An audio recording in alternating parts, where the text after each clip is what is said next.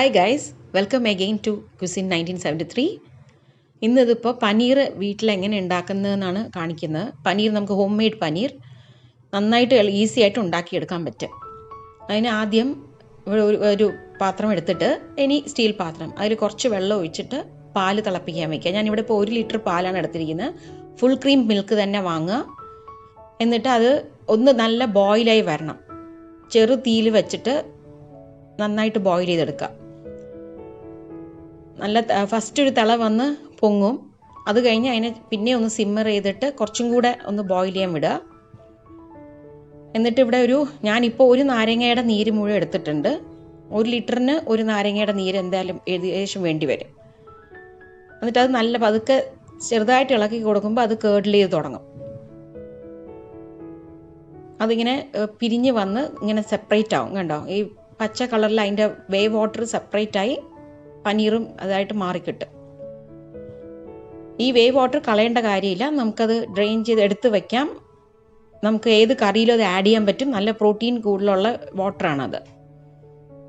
ഇനിയിപ്പോൾ ഒരു cheese cloth എടുത്തിട്ട് ഞാനൊരു ചിപ്പിലി പാത്രത്തിലേക്ക് അത് ട്രാൻസ്ഫർ ചെയ്യുന്നുണ്ട്. ഇനി കോട്ടൺ ക്ലോത്ത് യൂസ് ചെയ്യാലും മതി വീട്ടിലുള്ള. ഇതിപ്പോൾ ഞാൻ ചീസ് ക്ലോത്ത് വാങ്ങിയതാണ് ഇതിന്. അപ്പോൾ ഇനി ഇതിങ്ങനെ പനീർ നല്ല പോലെ ഇങ്ങനെ സ്ക്വീസ് ചെയ്ത്, അത് പനീറിൽ അമക്കരുത്, അതിൻ്റെ മുകളിലത്തെ തുണിയിൽ റൊട്ടേറ്റ് ചെയ്ത് ഇങ്ങനെ സ്ക്വീസ് ചെയ്തെടുക്കുക. മാക്സിമം എത്ര റൊട്ടേറ്റ് ചെയ്യാൻ പറ്റും അങ്ങനെ ടൈറ്റാക്കി കൊണ്ടുവരിക. എന്നിട്ട് അതിൽ തന്നെ വെച്ചിട്ട് നമ്മൾ നന്നായിട്ടൊരു വെയിറ്റ് അതിൻ്റെ പുറത്ത് വെച്ച് കൊടുക്കണം. എന്തെങ്കിലും നല്ല ഹെവി ബോട്ടം പാത്രം എന്തെങ്കിലും ആയാലും മതി.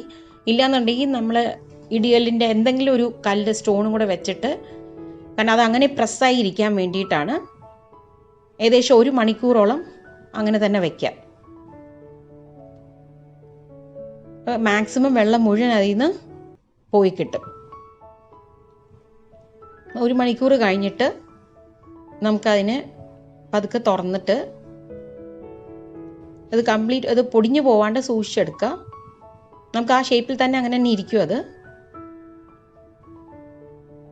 ഇനി എന്താ ചെയ്യേണ്ടതെന്ന് വെച്ചാൽ ഫ്രഷ് വാട്ടർ അതിലൊഴിക്കുക. ഈ വേവ് വാട്ടർ സെപ്പറേറ്റ് മാറ്റി വെച്ചിട്ട് വീണ്ടും അതിൽ കുറച്ച് ഫ്രഷ് വാട്ടർ ഒഴിച്ച് കൊടുത്ത് ഒന്ന് കഴുകുക പനീറിനെ. കാരണം അതിലൊരു ലെമൺ ജ്യൂസിൻ്റെ ടേസ്റ്റും ഫ്ലേവറൊക്കെ ഉണ്ടെങ്കിൽ ഒന്ന് പോവാനാണ്. അത് കഴിഞ്ഞ് അത് വീണ്ടും ആ ഒഴിച്ച വെള്ളവും കൂടെ ചെറുതായിട്ടൊന്ന് സ്ക്വീസ് ചെയ്ത് കളയുക.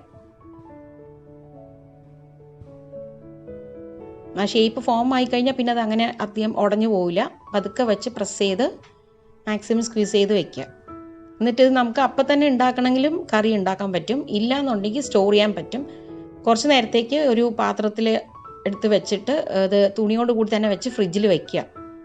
അത് അങ്ങനെ ഇരുന്ന് ഉറഞ്ഞു കിട്ടും.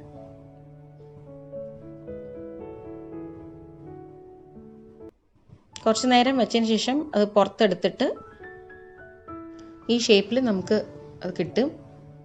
ഇനി നമുക്ക് എങ്ങനത്തെ ഷേപ്പിൽ വേണോ നമുക്കത് കട്ട് ചെയ്തെടുക്കാം. കട്ട് ചെയ്തെടുത്ത് നമുക്ക് ഉടനെ കറിക്ക് യൂസ് ചെയ്യാൻ പറ്റുന്നു. ഇല്ലെങ്കിൽ ഫ്രിഡ്ജിൽ സ്റ്റോർ ചെയ്യുന്ന ഇങ്ങനെ ഒരു പാത്രത്തിൽ കുറച്ച് വെള്ളം ഒഴിച്ചിട്ട് ഇട്ട് വയ്ക്കുക. കുറച്ച് മോയിസ്റ്റ് ആയിട്ട് ഇരിക്കാനാണ് പനീർ. എല്ലാവരും വീട്ടിലുണ്ടാക്കി നോക്കണം. നല്ല എളുപ്പമാണ് പനീർ ഉണ്ടാക്കിയെടുക്കാൻ. പുറത്തുനിന്ന് വാങ്ങേണ്ട ആവശ്യമില്ല. Thank you for watching. ഇതുവരെ ചാനൽ സബ്സ്ക്രൈബ് ചെയ്യാത്തവർ പ്ലീസ് സബ്സ്ക്രൈബ്.